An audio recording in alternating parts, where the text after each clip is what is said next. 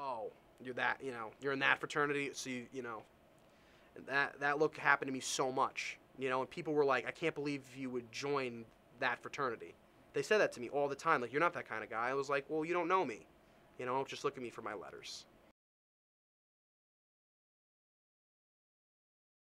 When I hear the word fraternity or sorority, I think it's a big group of, like a big family of friends, and they do a lot of community work and stuff like that. When I hear the word fraternity and sorority, I think of Can Jam and getting accosted in the ACC looking for money. I think of volunteering and, people meaning well. I generally think of the issues that I see with my generation as far as binge drinking or promiscuous sex. They do a lot of work around campus and try and get people involved, so it's pretty good, pretty positive. The idea that people do volunteer work for another purpose or to attain some other goal, it kind of defeats the purpose of volunteer work, in my opinion. When people are, being rewarded in some other way for doing volunteer work, it no longer is volunteer work. Closeness to other people, having your own little niche. When I think of the term sorority or fraternity, one specific word comes to mind, and it's Animal House.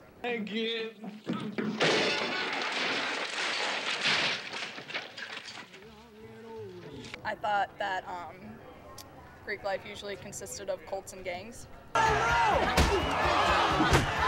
I know there are a lot of people that say that they never wanted to join a fraternity, they never thought about it. Me, for some reason in high school, I always thought, yeah, that sounds like something cool, something I'd want to do.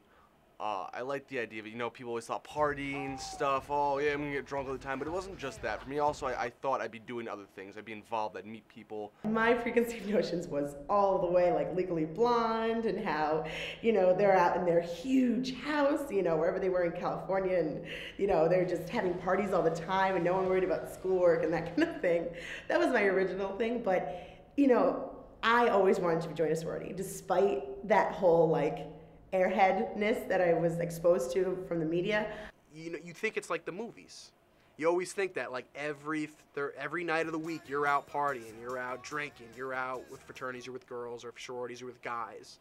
And that's such a stigma, and, people also think that it's basically like in high school, you've got the cool table, and that's what happens when you join, like, a fraternity. Like, you're like that jock or that cool thing, and it's not like that at all. You don't see a lot of the time how much fun we have just when we're hanging out, having coffee or eating cake or for someone's birthday or going out to dinner with the bigs and littles of the new class, that kind of thing. People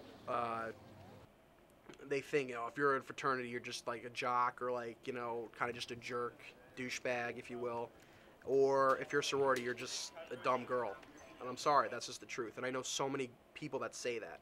Do I believe it? No, because I've spent time with these people, and I think that a lot of them are really great people, but that stigma is there.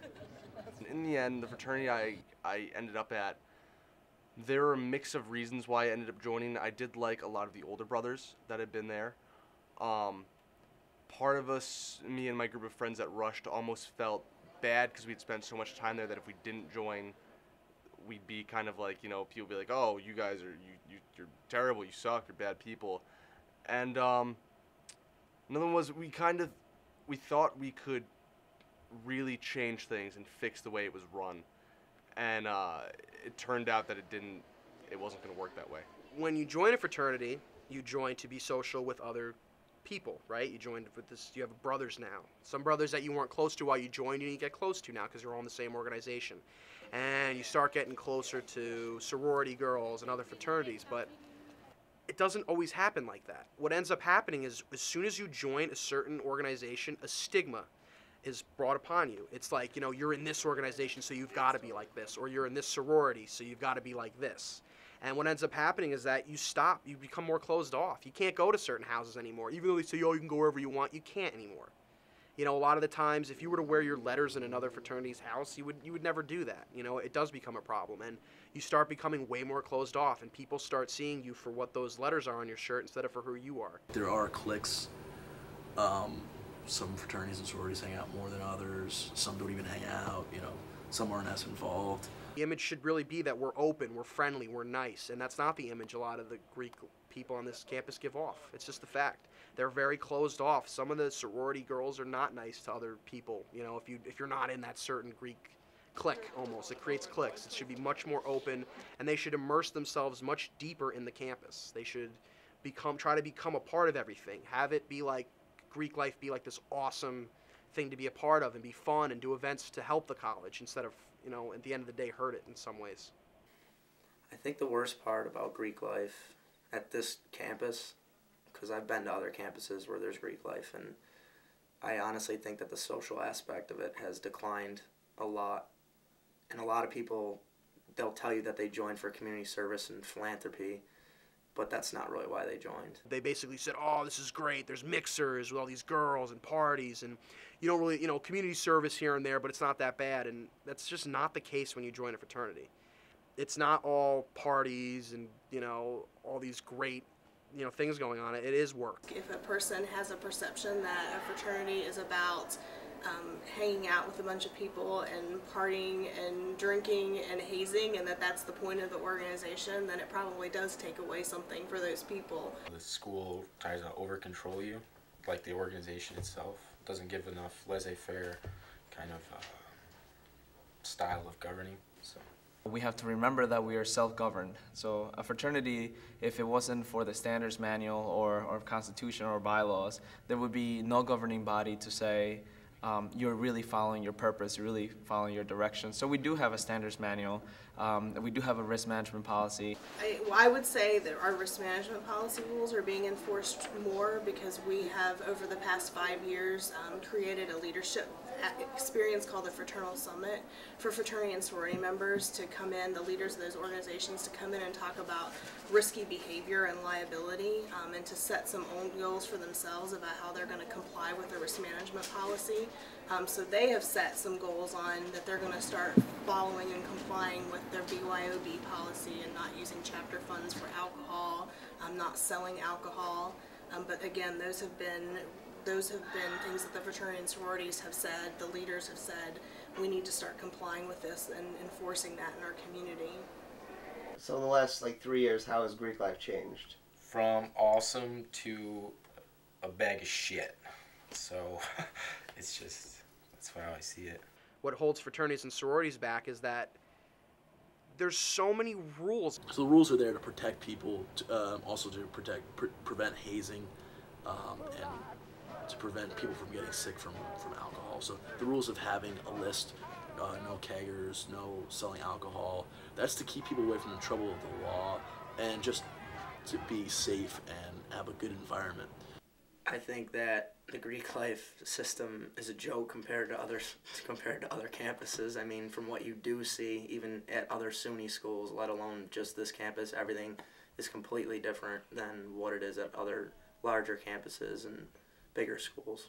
It's good to have fun, and it's good to, you know, enjoy yourself, but there has to be rules and regulations in place to where that fun and that enjoyment isn't a danger to yourself or your fraternity or Greek life in general, because the last thing that we need is to have more bad reputation. So if we can keep the focus on the good aspects of it, then it will better our reputation and make us grow as a community and make us stronger as a community. I was ready to do the work, but I needed some reward also. And towards the end of this fall semester, there was no more reward. We actually did our community service and our philanthropy events. We did all that, and we partied. But now, since there's no social aspect where we can throw parties and stuff like that, then we don't really want to do the community service and stuff like that, which set us apart from people outside of organizations. So we're basically just like a group of guys that have rules set upon us, and we can't do what we want anyway. So when you look at the definition of a fraternity or a sorority, that they're values-driven organizations that are meant to make men better men and women better women, I think that those rules just enhance that. This isn't Greek life's fault, the fraternities and sororities' fault, but the rules that are put on fraternities and sororities in this campus are so different than I've heard from other campuses. They can't do anything. So it's like there is also that social aspect. That's the positive of being in a fraternity and sorority. You have that party aspect, that being able to hold a big event aspect, and you can't do that here. there's always a problem. If you look at the rules, they're very sensible. It makes you wonder why it took so long for all these rules and regulations to take its course, because these rules it goes along the old adage of better safe than sorry. Well, I don't make the rules myself. All the rules actually have been developed outside of the insurance rules by fraternity and sorority members, and then they are run through the Committee on Fraternal Affairs, which is an advisory board. It has students, faculty, and staff on that advisory board that will make recommendations to the Interfraternity Council and Inter-Sorority Association. So really, it's students that create and enforce the rules. When I first joined, we were having parties, and people were, fraternities were charging money to get in. People were making money. There was alcohol provided, and now you have to have a guest list, can't provide the alcohol, and you can't charge money anymore. Now with those rules in place, I think it allows us to grow as a community and to grow as people, because if the focus is away from the partying aspect and the rowdiness and the hazing and all that stuff, the focus can now be put on to philanthropy, community service, academics, because that's what we're in college for, networking, all the good aspects of fraternity and sororities. We hear a lot of people that are arguing against this point and saying that the school has all these rules and regulations. I'm sorry, but these rules and regulations were actually made up by students and some faculty. I mean, they were there because something went wrong. I actually think that there's a lot of really good people in fraternities and sororities. The reason why I'm still in it is because that's where all my friends are, or in my organization, and I want to keep my friends. I'm not just going to disaffiliate and not have my friends that I've made here.